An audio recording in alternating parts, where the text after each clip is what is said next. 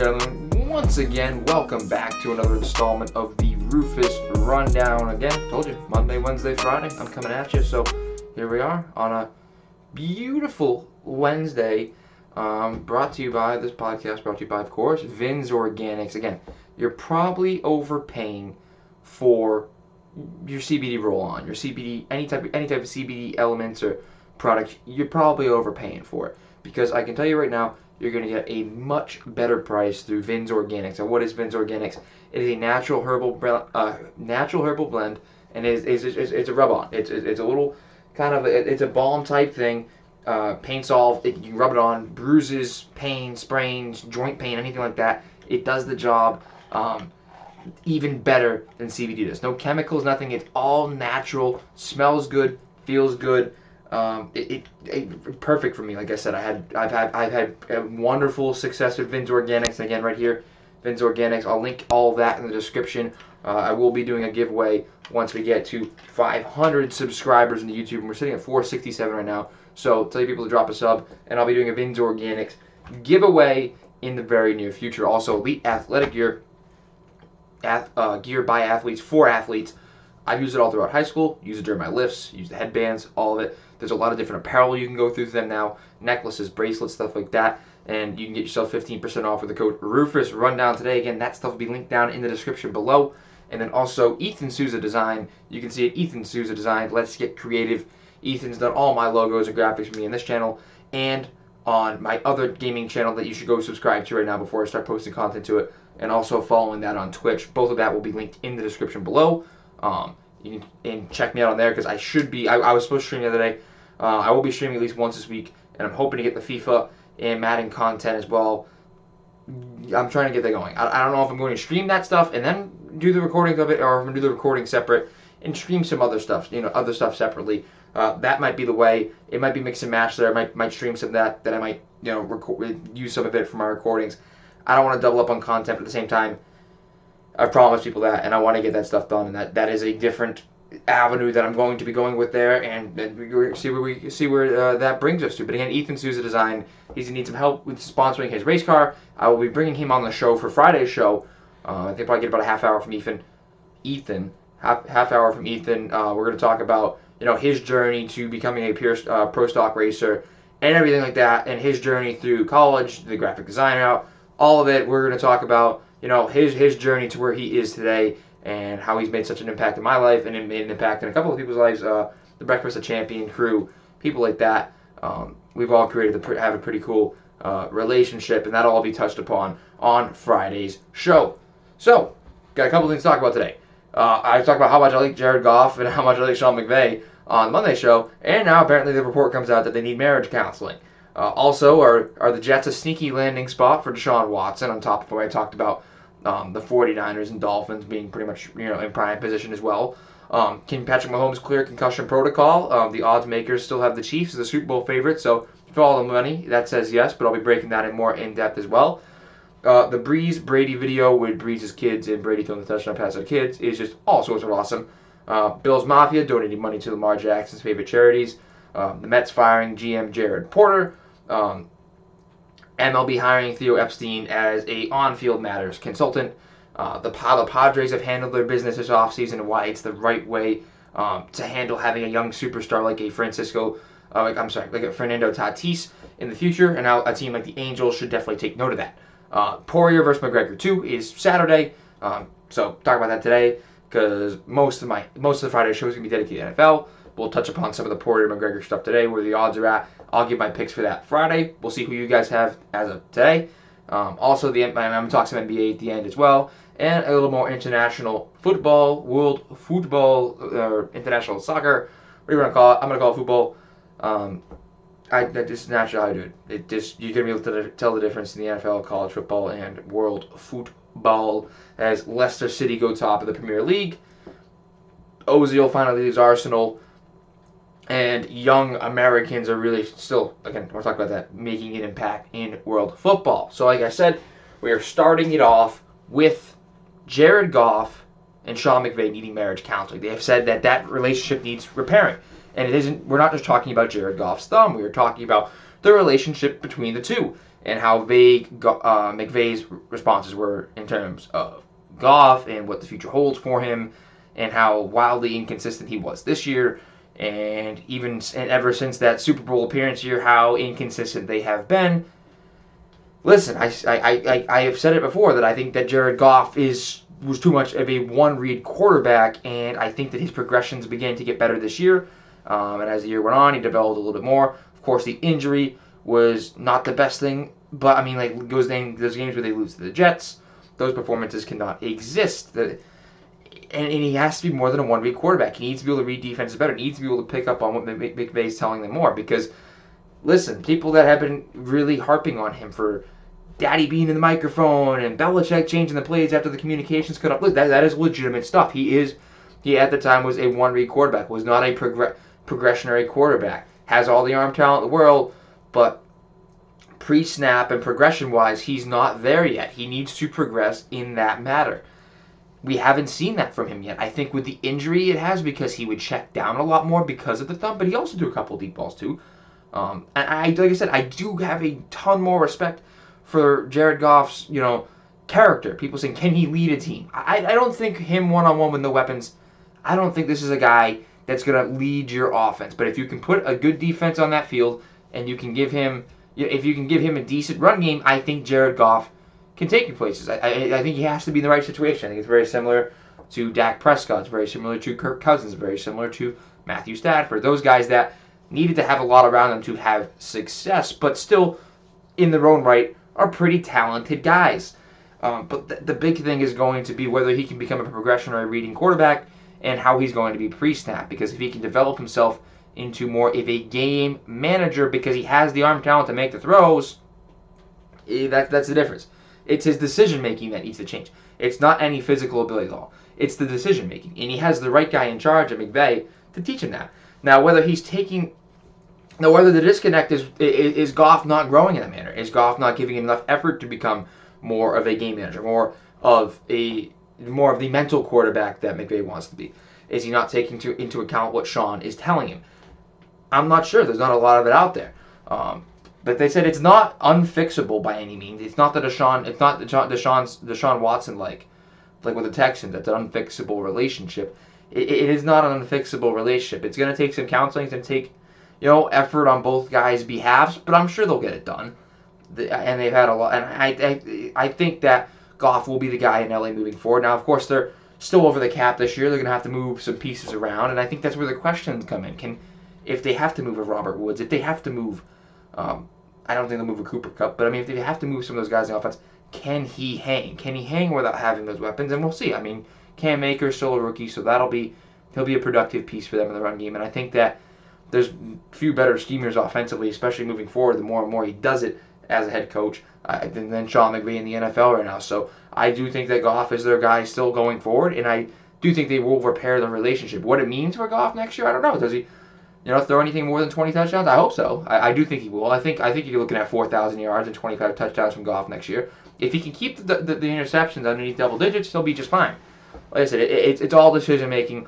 It's all progression. It's all being able to read the defense now for Jared Goff. And that's a lot easier said than done.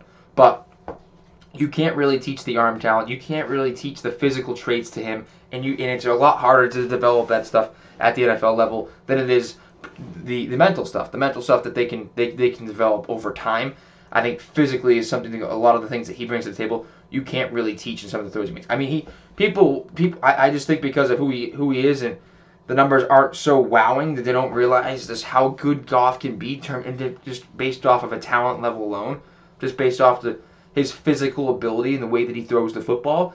I don't think people pay enough attention to it. He's made some incredible throws in his career, and I think that rookie year with Jeff Fisher was what really throws people off. But you really have to look at some of the body of work in the years after that, and how some of the throws and how good he really has been down the stretch for that Rams team, and some big throws that he's made.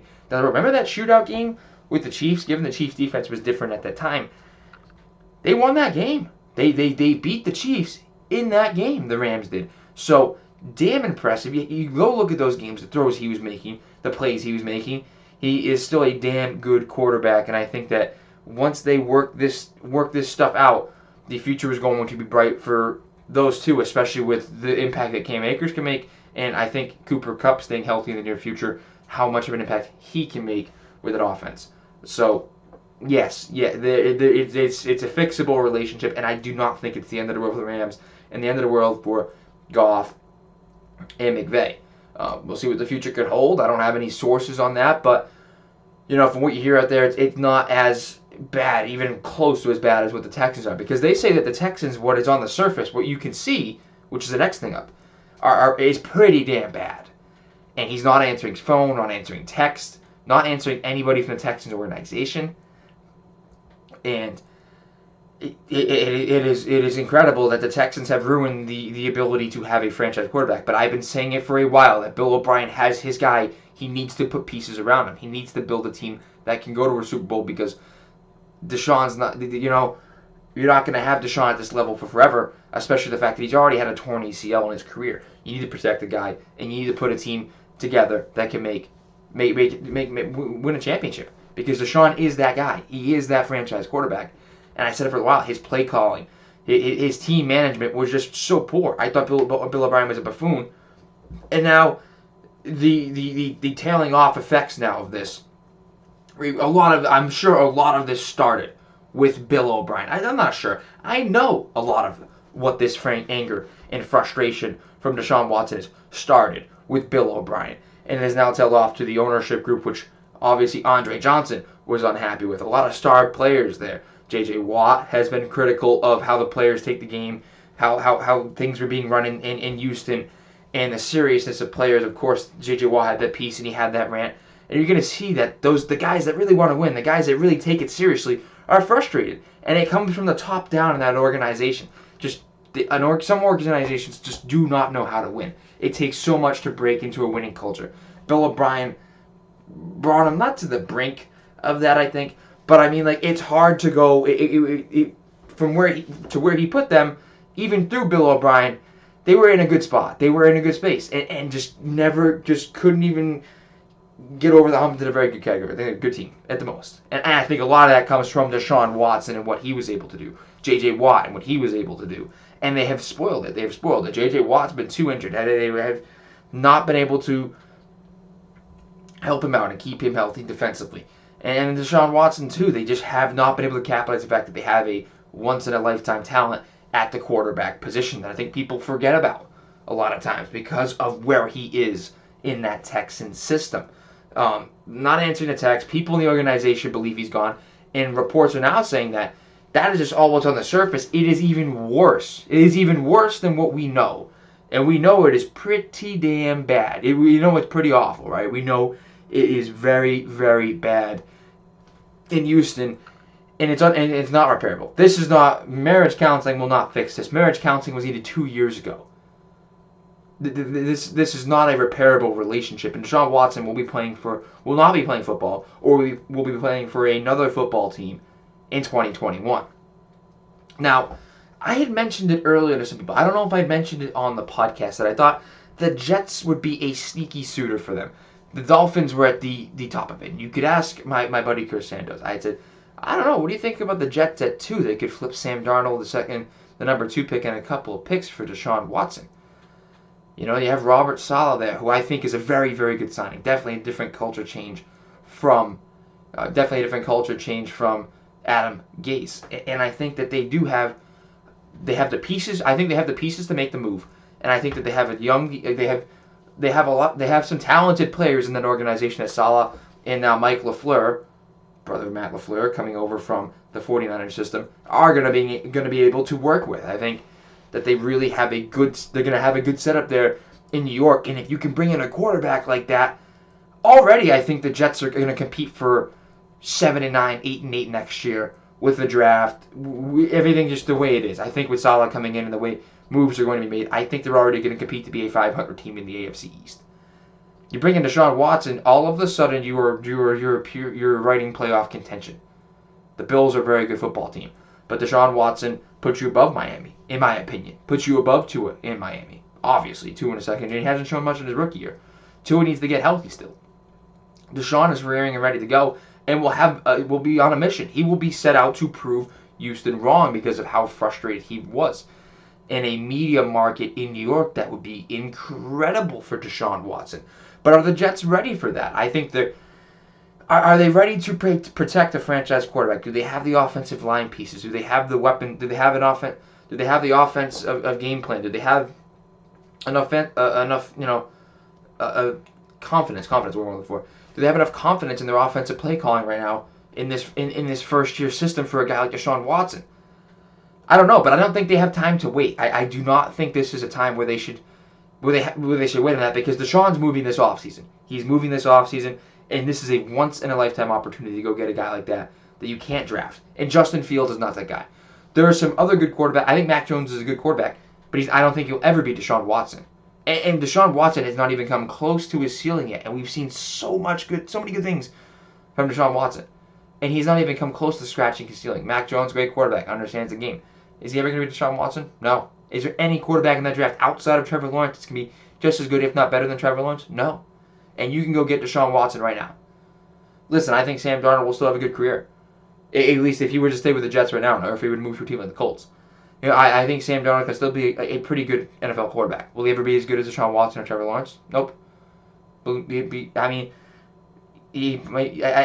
Justin Fields' peak, will he be as good as Sam Darnold is best? Yes.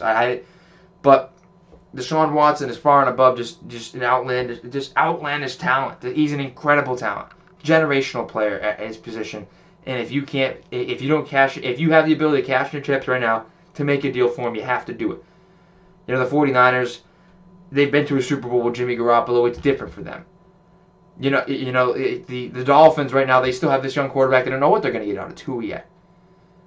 But the Jets right now know exactly it is make or break for their future with a new coach, to get a new quarterback, a generational talent at quarterback, and you could really work from there and build up the offensive line in this draft and this free agency period, and work with one of the best NFL head coaching candidates in the last couple of years stepping up to the plate for you. I truthfully do believe that. I think that Saleh's been great. What he was able to do with the defense, and then prove it again when a lot of people got hurt the year after the Super Bowl, and again prove it with their defense. Full confidence in Robert Saleh. The Jets should too, and they should cash in every chip that they have to bring Deshaun Watson to New York. Next up for the NFL is, can Patrick Mahomes clear concussion protocol? Now, like I had mentioned, odds makers better still have the Chiefs the Super Bowl favorite. So you follow the money. You follow the money there. If those odds flip and the Chiefs are suddenly not the favorite, because rightfully they should be, or if they're not above the Bills, you know something's up there. If something miraculously flips, and we'll have more news at the end of the week, but we won't know until the end of the week whether he'll be playing. I mean, the dude, they haven't even listed it totally as a concussion. It might be a pinch there, it might be something. The dude struggled to stand up. I mean, that was visibly seen. He did struggle to stand up on the field. And concussion, and 20 years ago, this guy goes out, this guy probably finishes that game. 20, 30 years ago, he steps in and finishes that game, no problem. But now, the way the NFL has taken concussions more seriously and brain injuries more seriously, you can't play through concussions in the NFL. You absolutely cannot. The NFL is going to take this incredibly seriously. Just because it's Patrick Mahomes, just because the Chiefs need their generational quarterback, doesn't mean they're going to get him. This is a huge, all the eyes of the world are on him. There's no getting around the fact that he has to clear protocol, and every single thing is going to have to be done the right way. Because everyone knows, AFC Championship, Patrick Mahomes, all the eyes are on you already as it is. They want to watch this game. But now, having to handle this right, how much do you really care about player safety in changing this? Everybody's going to be looking at it. Especially from, that player safety point of view. And the Players Association and stuff like that are really going to be looking at how the NFL takes care of it. So the situations of Junior Seau and stuff, that they're trying to prevent players from, the harm that they're doing that they've had in the CTE in their head, and killing themselves, and these drastic and terrible things that have happened in coordination in what is believed to related to constant head trauma and the CTE. So the eyes of more than just the football world, but just athletics in general around the world, even around the world, because soccer has the same problem with concussions in soccer and heading the football, or heading the soccer ball, for that matter. Whichever you're going to listen to, I just have to clarify that because there's differences in culture. Had this conversation with Craig Holden over on Twitter. Oh, I actually had an episode with Craig Holden on my podcast.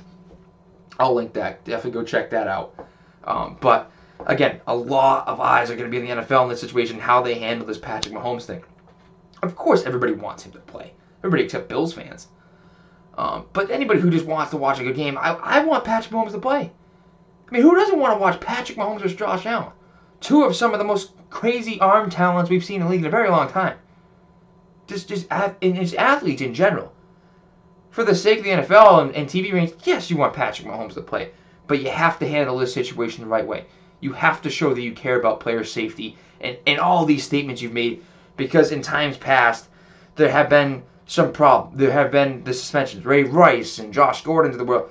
You have players that get reinstated, and these videos come out of the Kareem Hunt of the world.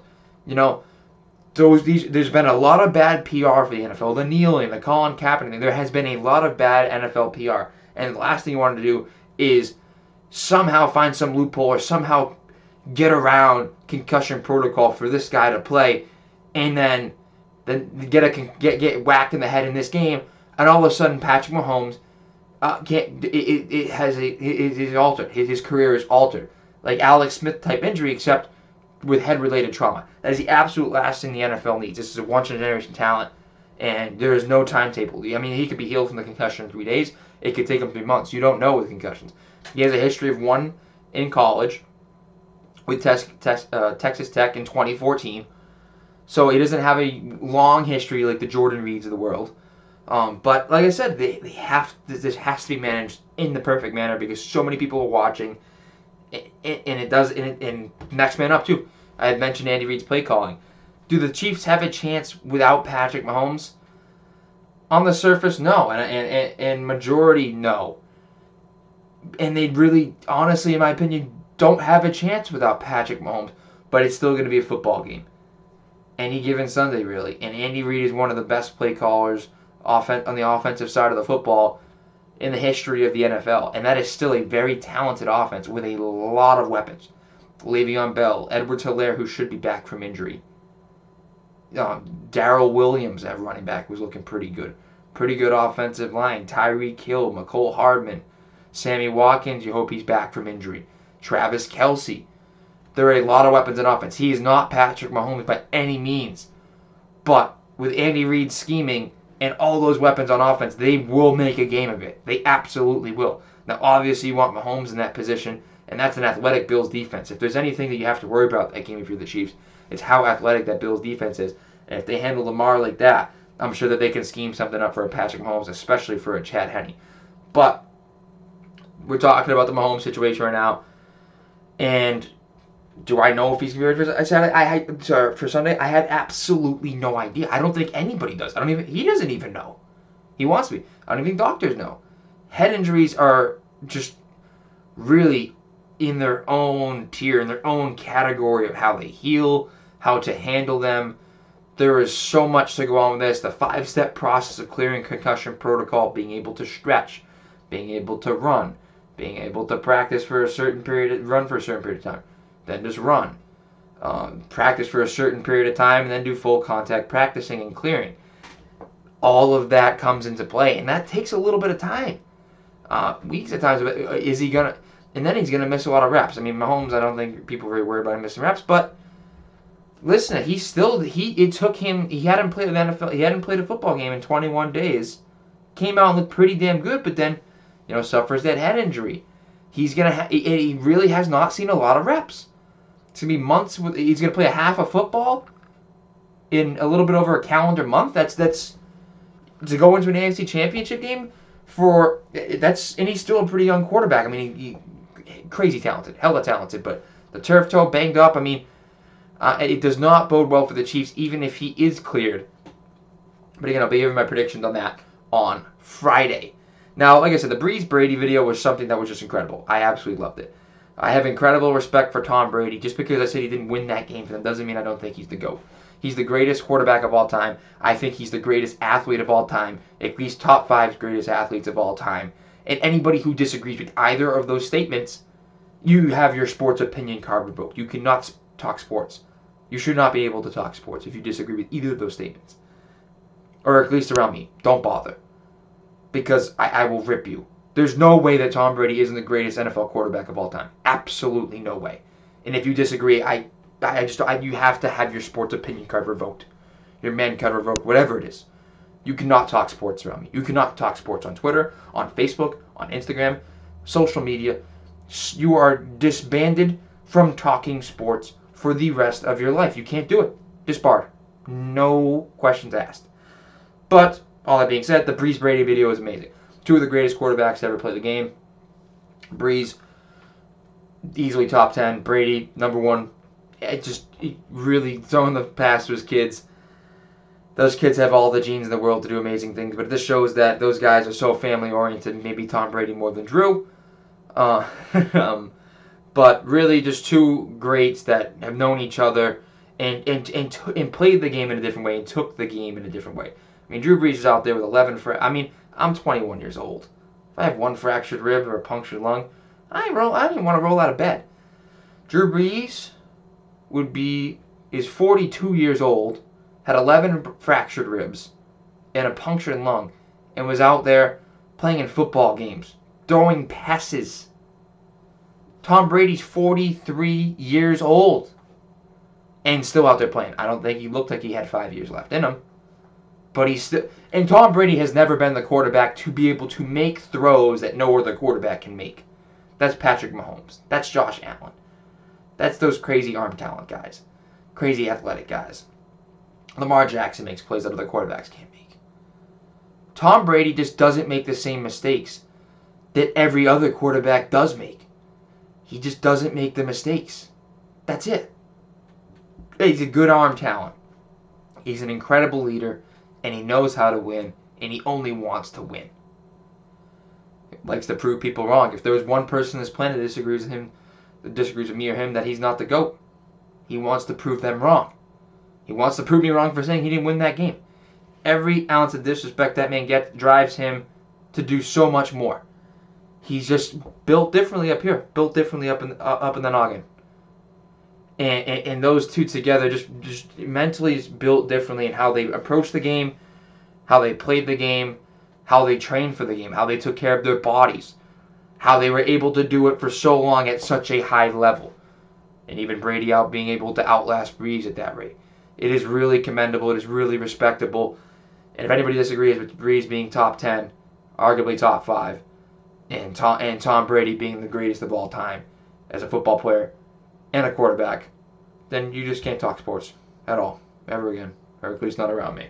And I guess to finalize, to run off the rest of the NFL train, Lamar Jackson, obviously, and suffering the concussion, losing to the Bills in pretty dramatic fashion. But again, Bills Mafia donating over $360,000 to Lamar Jackson's favorite charity.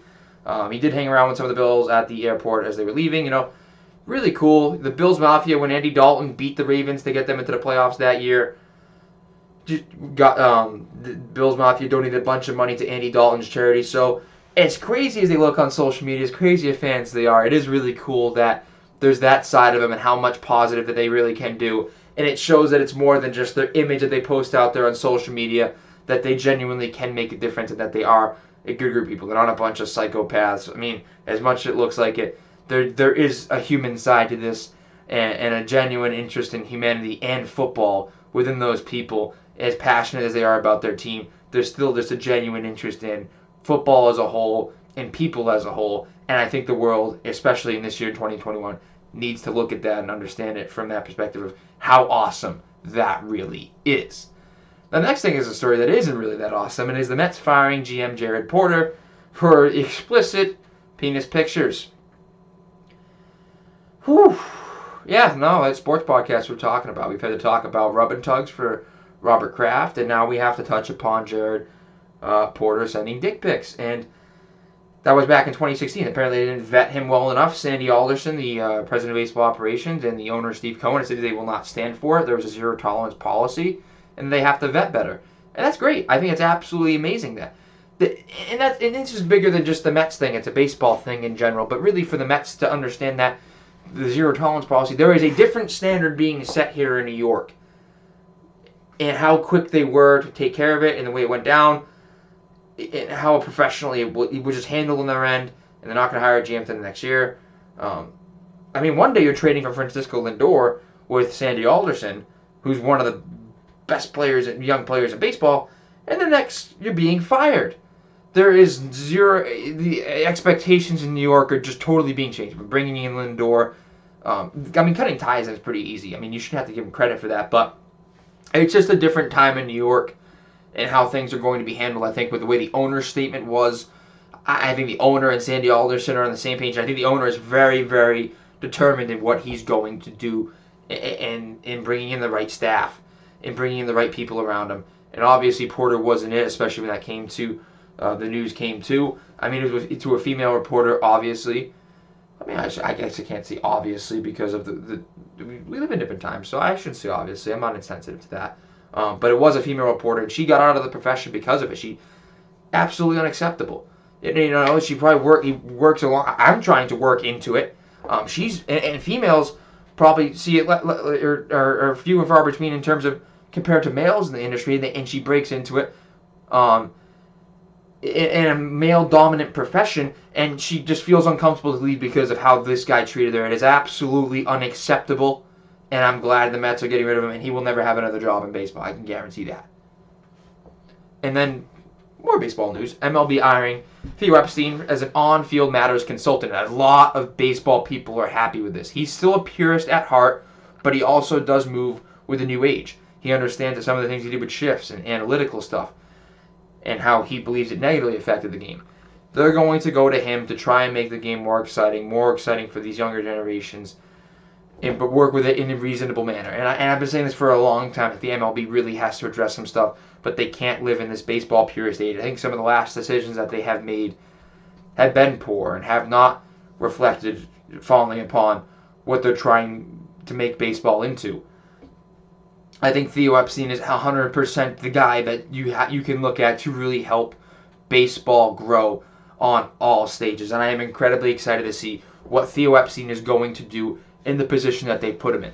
And I think anybody who loves baseball as a purist or as a younger kid that wants to see more out of baseball and wants to be more excited should be excited, because I think Theo Epstein is one of the smartest guys to ever step into baseball. Him and Billy Beane and guys and the likes of those guys are just some of the smartest people to ever step into a baseball front office.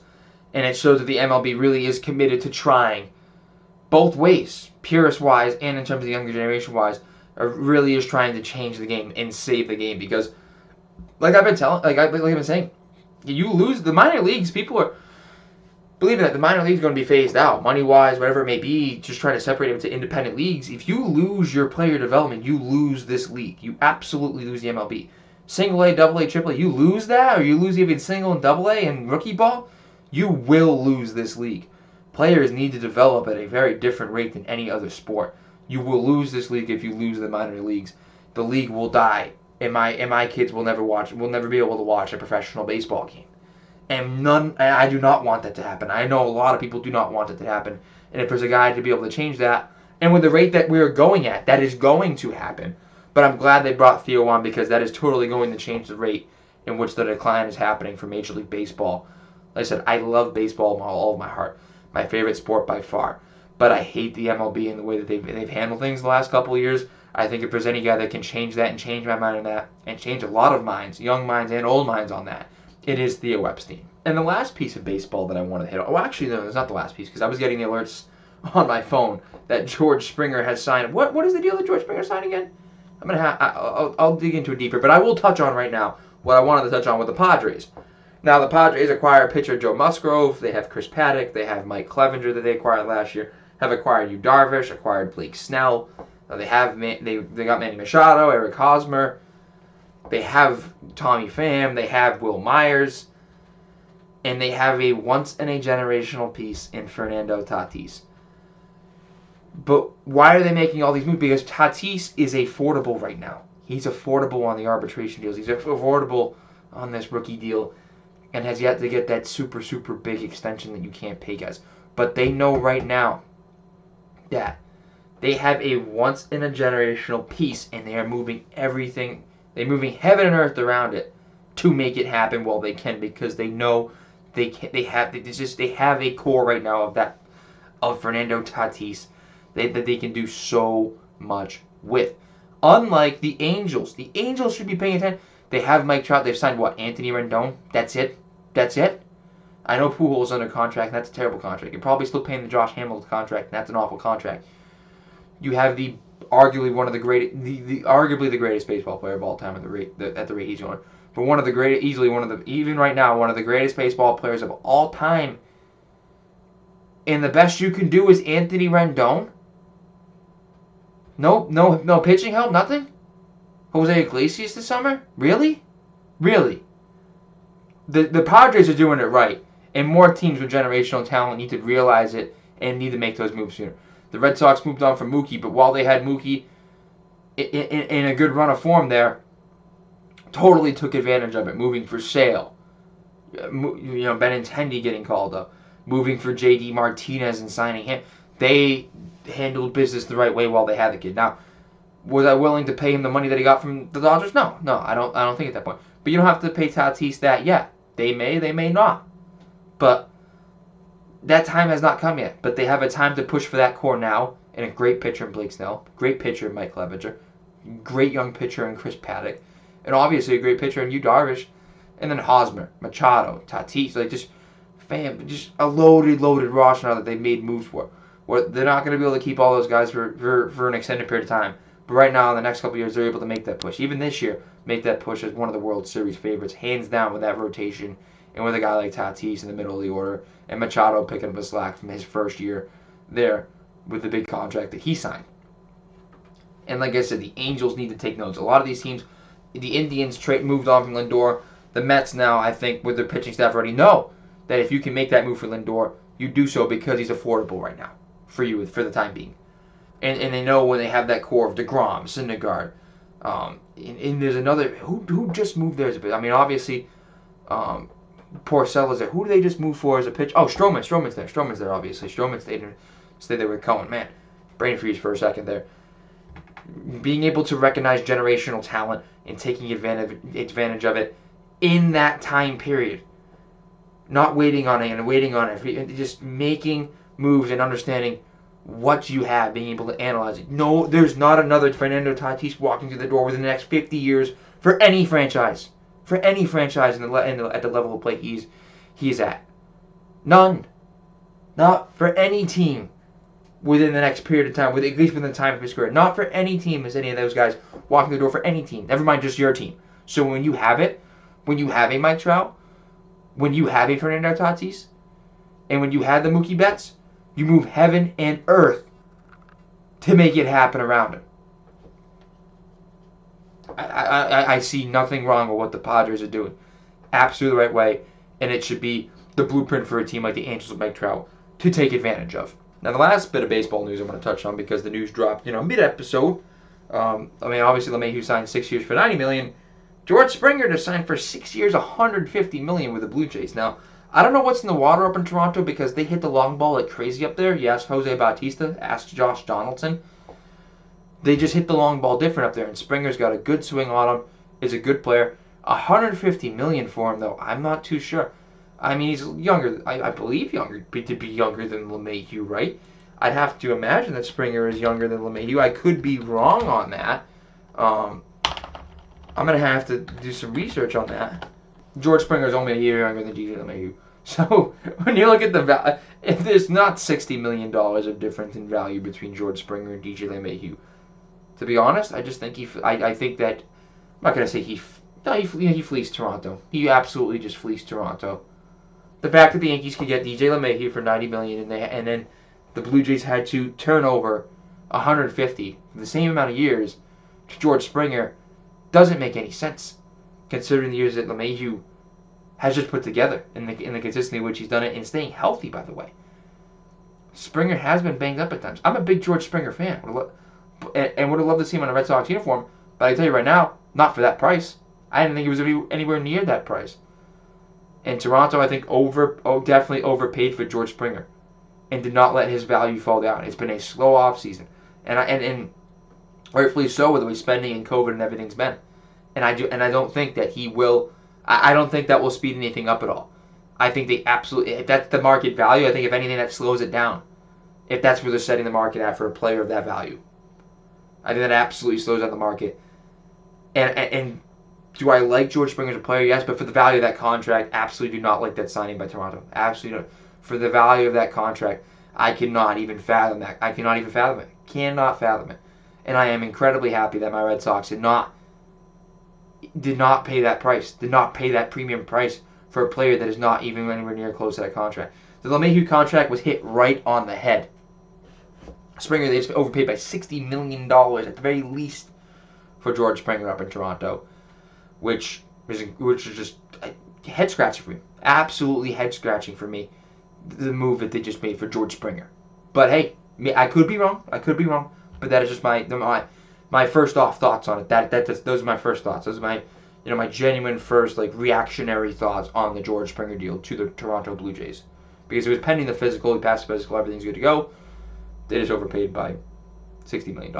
Now, I don't watch every single weekend of UFC fights. I do like to watch the good ones that I do believe will be good fights. Poirier versus McGregor 2 is one of the fights that I will be paying for this weekend. 110% will be locked in for McGregor versus Poirier. Now, McGregor opened up at minus 180, is now a minus 305 favorite. Poirier opened up at plus 155, obviously, and now is a plus 235 underdog. Career, McGregor's 22-4-0. Poirier's 26-6-0. Who do you got? What does it mean, each fighter? I mean, both of these are make or break fights for the continuation of the careers of these fighters and their legacies big time, especially in getting another shot for that lightweight title against Khabib. So, huge implications for both of these guys, especially considering how McGregor handled Poirier the last time. And Poirier, of course, admitting that McGregor got in his head. Can he manage that more? I'm not sure. But McGregor is committed to being even more, really heavily committed to conditioning and being at that heavier weight. His striking power up top is incredible. And I think there's no way that McGregor doesn't walk away with this fight. I don't know if I don't think he ends it in the first round, but I think second round knockout, Conor McGregor is going to beat Dustin Poirier.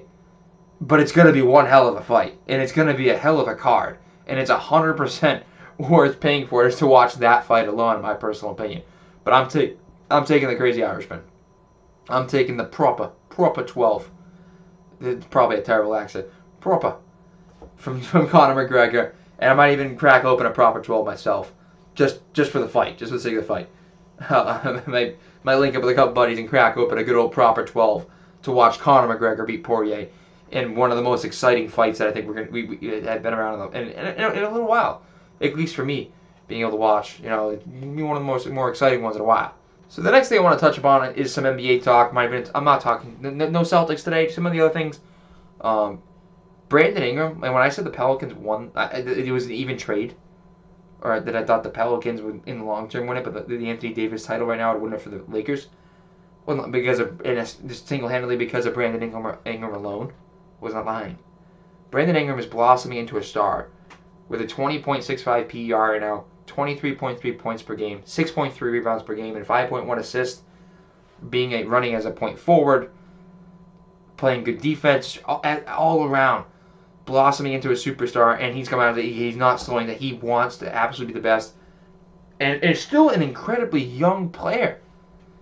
And when he's healthy and has stayed healthy and has finally found some consistency in New Orleans now, looks absolutely incredible paired with Zion. That could be your Bird McHale. That could be your Jordan Pippen. That could be your Stockton Malone. That's all what that could be your Dwayne Wade Shaq. All these powerful duos over the years, that could absolutely be that with Zion Williamson. 100%. Zion averaging 22.6 points per game, 8.3 rebounds, and a 22.89 PR. And it looks a lot like what he did in high school, those highlight reels. And it looks a lot like what he did at Duke. He is physically better than just about everybody that comes up against him in the NBA. 99.7% of the time when there's a defender on him, he is physically outmatching them.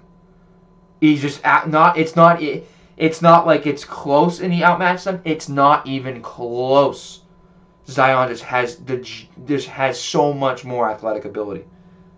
So much more athletic ability. I mean, Zion, 32 tonight, and it is Youngest player to ever have back-to-back 30-point games with at least 70% shooting. He is finding his niche. I'm not trying to space the floor too much. He knows that he is an interior force and that can space the floor and he needs to be. But he knows exactly. They know they're finding his niche. And that's what I said Stan Van Gundy would do. I don't know if they'd win with Stan Van Gundy, but he would get the best out of Zion Williamson. Would allow him to, in a young point in his career, find his niche and dominate in a specific area because he has the ability to do so. And Brandon Ingram is handling everything on the perimeter. It's incredible. Bledsoe's been very good for them. Lonzo, again, banged up a little bit. You need him to stay healthy. If you're the Pelicans, you need him to stay healthy because I think he has a very high ceiling in terms of potential. But when he's on the court, he's not. That's going to continue to come down. So Lonzo needs to stay healthy because he's a great ball mover. His three-point shot has changed. His three-point percentage has been great. And you can just look at what he was able to do before the bubble. He was one of the hottest players, if not the hottest player in the NBA, with triple-doubles and being able to knock down the three ball. But between Brandon Ingram and Zion, he's easily top 10 duo in the NBA. Easily top 10. And I think can compete with that Jason Tatum and Jaylen Brown duo. Easily competes with that. And they're younger and easily competes with that. I think both of their ceilings are higher than both of those players, and I think right now, is competing with that duo at this very moment. And then Kyrie set to return for Brooklyn. Speaking of duos, and well, that's a trio, right? I mean, at least for now, it's a duo. It's Harden and Kevin Durant, which again, I think the Nets and the Rockets pretty much split that trade. I think all those draft picks and everything is worth it because right now they're easily the slam dunk pick in the East, and I don't think anybody touches them. With or without Kyrie, nobody touches them. But Kyrie said he just needed to take a pause, he needed a break, whatever it may be. Listen, he's an incredibly talented basketball player, but if it's not at the forefront of your mind, if it's not at the very front, don't come back. Like, retire. But again, it's not like it's nothing we haven't seen before. Dennis Rodman was out at strip clubs. Dennis Rodman was out in Vegas just not playing.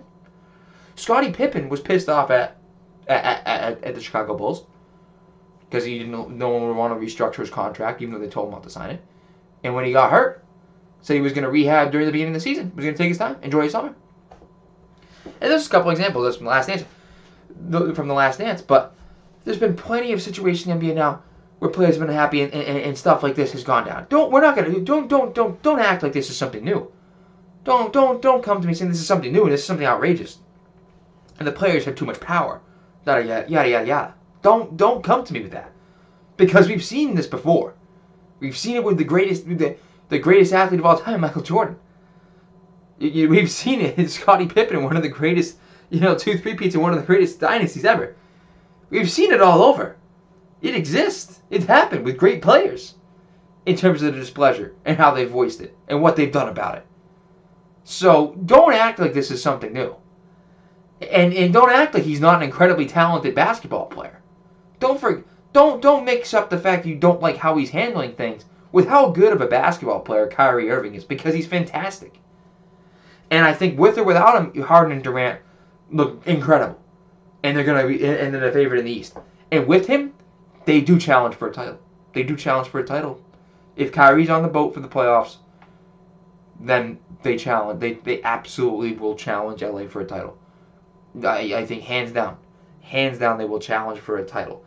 I don't see it anyway.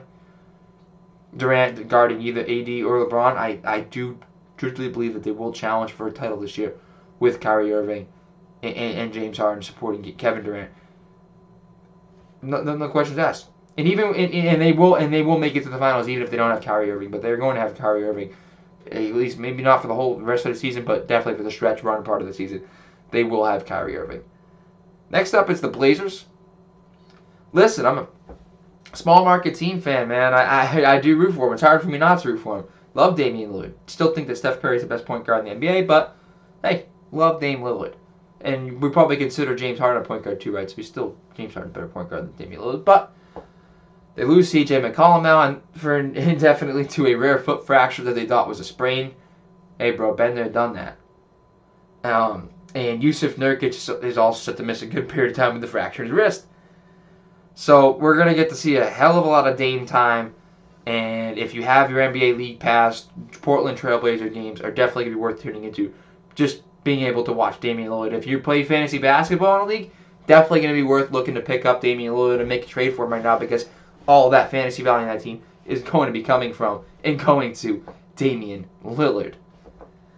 So I don't know if anybody heard yet the Caris LeVert thing. Caris LeVert was traded to the Rockets, who then flipped him to the Pacers for Victor Oladipo with like a package or a pick, I believe it was. It was that Cleveland pick that was shipped with the Brooklyn thing when Brooklyn shipped Jarrett Allen, and I forget who else it was, to Cleveland for that portion of the trade. But LeVert, when going through his physical, they found a small mass on his kidney. Now, it's got to be a crazy swing of emotions as an athlete getting traded as it is, right? Going from, man, this team gave up on me, or why am I getting moved, my family, this, that, another thing, and then having to prove yourself to another team, adjust to a different system, all that's already got to be on your mind, right?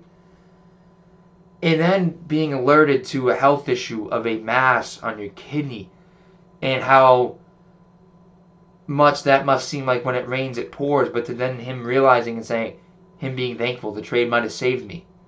Because if I didn't get treated, I might not have had seen that physical, and they might not have found that mass on my kidney. It just shows you how many different curveballs life can throw at you, and how the twists and turns of life can lead you down to different paths, and how life can change so quickly, and what matters, what you take in, what affects you. I guarantee you, when they told him there was a mass in his kidney, the trade, basketball, none of it meant anything anymore. Just understanding his life, his health, his well-being, and being able to live a normal life and live the rest of his life in general was the only thing at the forefront of his mind. And so some things are bigger than sports, man. The donating of the Bills Mafia money to Lamar Jackson, all that. But like, just how crazy of a turn of events it is for Caris LeVert. It really is mind-boggling to me, and I'm sure it is to a lot of people, and especially to Caris LeVert. But I don't think anybody's more thankful right now for that trade than Caris LeVert. If there's a real winner of that trade right now, it is 110%. It's not a team. It's not James Harden. It's not the Rockets. It is Caris LeVert for finding that small mass, because you don't know what any of that could have been. And I think, and he's going to come out and said, I know. He's incredibly thankful for it. And life has its weird way of leading you down different paths. And it shows right there in the professional sports world, and Caris LeVert being traded and having the physical, and then finding that small mass in the kidney. So, to go to more of a lighter note, that was kind of dark, I guess, but more of a deeper thing. Emmanuel quickly, for the New York Knicks, the Celtics got beat by 30 by the Knicks, of course. Emmanuel quickly needs to play 48 minutes a game and shoot a running floater every time down the floor. This Knicks young core looks fantastic. It looks like they have a genuinely bright future. For the first time in forever, the Knicks. But this quickly kid, this running floater, if you haven't seen it yet, I'm going to have to cut some of that video in from the NBA highlights I've seen. I think, Rob Perez put it on Twitter, and I guess I could link, I'll link that video, or maybe I'll download it and put it over. That running floater that quickly hits is just beautiful. Just teardrop running floater is absolutely beautiful. But like I said, I'm impressed with this Knicks young core. And R.J. Barrett, Mitchell Robinson, but quickly, man, keep giving him minutes, because that running floater is a thing of beauty. People want to copy all these fadeaway three-point shots and all this stuff. I tell you what, a good weapon for a kid to learn right now at a level where they can't consistently have the strength to shoot that three ball in high school and just don't have something the God-given talent kids do.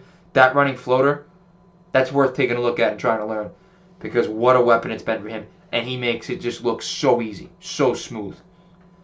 And like I said, if you haven't seen it, you have to look at this kid's running floater, because it is a thing of beauty.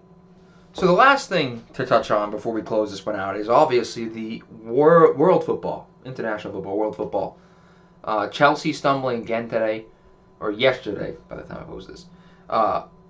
Lampard under some serious pressure. Links of Haaland coming in, but why would you bring in a guy for over 120 million pounds or more if you don't trust your manager?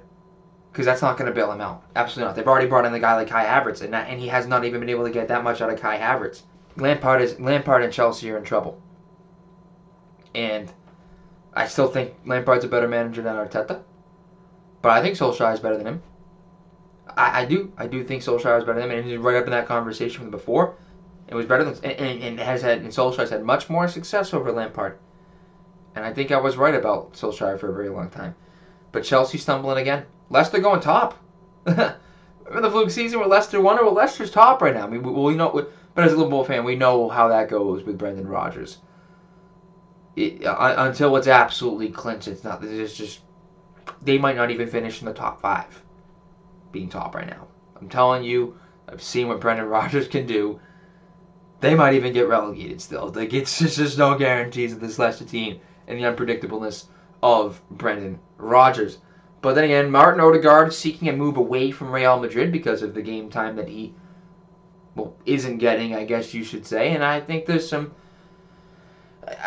lot of good moves for him out there. I think there's probably some Bundesliga moves that he could make that would be pretty good. I could see Leverkusen maybe picking up and playing him in that Kai Havertz role, but they have that kid Florian Wirtz who's actually been very, very good. I could see Leipzig maybe making a move for him, but then again, Danny Olmo is there. I guess there's some Premier League teams that could probably slide around and make a move for him. Maybe Tottenham, maybe Mourinho would like him there. And then obviously there's some Serie A moves where you could make a move. Like maybe Juventus would swing in and take him. There's a lot of moves for him. Odegaard's a very talented kid and has shown a lot of prowess and has shown a lot of his ability for such a young kid and having so much expectations on him at a young age, especially at Real Sociedad. If Zidane's not going to use it, there's a team that's going to use him. There's a team that he's going to play very well for, and it's going to make. And Zidane is not going to look good for not having played Odegaard a lot and not giving Odegaard a shot. I can guarantee you that right now. He's going to have a very, very good career post Madrid when he makes this move. And I could not tell you why Zidane is not playing him and why he can't find a role for him, because Madrid can find no consistency right now with the players that they have in the midfield. They cannot.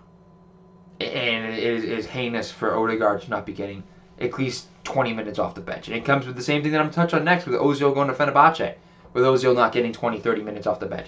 Arsenal should be ashamed of themselves for the way that they handle this entire Ozil situation. Ashamed of themselves. Such a great, great player for that club. And the fact that he wasn't even getting 20, 30 minutes again, they weren't able to work through anything with him. Still an incredibly talented and gifted player. And personal vendettas were taken up against this guy. And they should be absolutely ashamed of themselves for the way they handle the situation. A club of so much great respect, so much ability, just historically so great. And now they're in the bottom half of the table. They can't treat guys that have done so much for them in their prime that they brought in and really wanted to be there for a very long time. Even Arsene Wenger and the fans and the way they treated Arsene on the way out. Arsenal has been one of the most disrespectful, biggest banter clubs around. And I cannot stress that enough.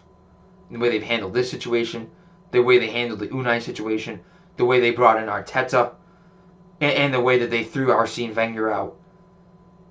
The way they treated Xhaka, the way they Emiliano Martinez, and the way that he's played now, and they haven't handled that right. Bringing in David Luiz and the way that he struggled, the struggles of Socrates, and the way the whole Ozil Kolasinac situation was handled, the whole way the public comments from Ozil were handled. It's embarrassing for a club of the stature of Arsenal to have handled all those things this way and to have themselves in the position they're in. It is absolutely embarrassing.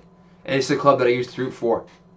I've always been a Liverpool fan, but I never had an issue with Arsenal. And my friend was an Arsenal fan who really got me into soccer.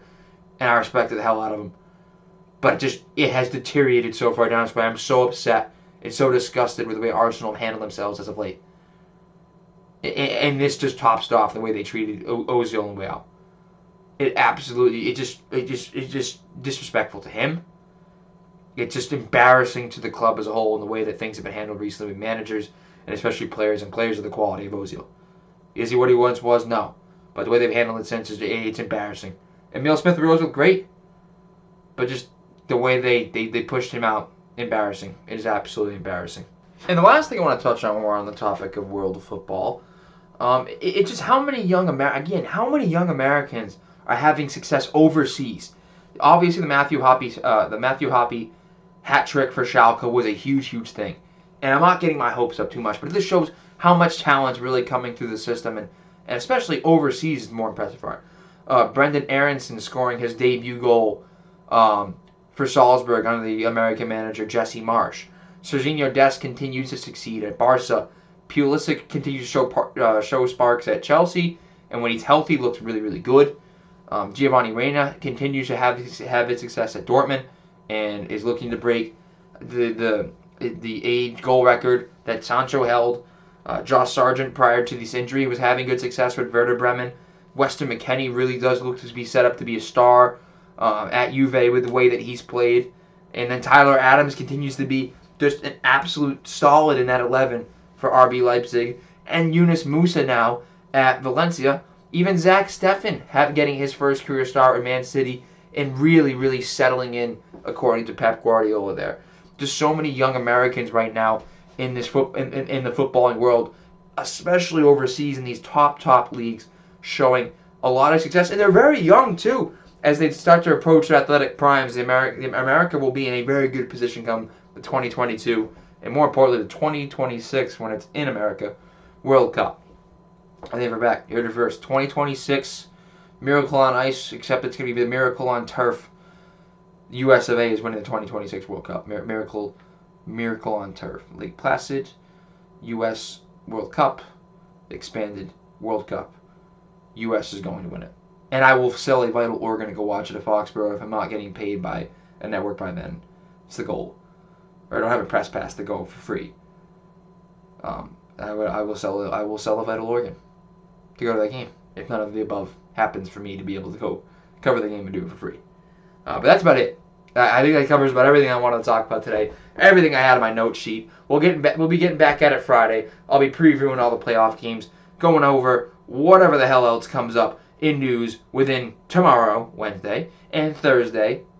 And then Thursday night we'll record. We're in that schedule. I'm doing pretty damn well with it. That's 2 this week now. I'll make it through on Friday. And I should be streaming tomorrow, hopefully. Streaming tomorrow as well.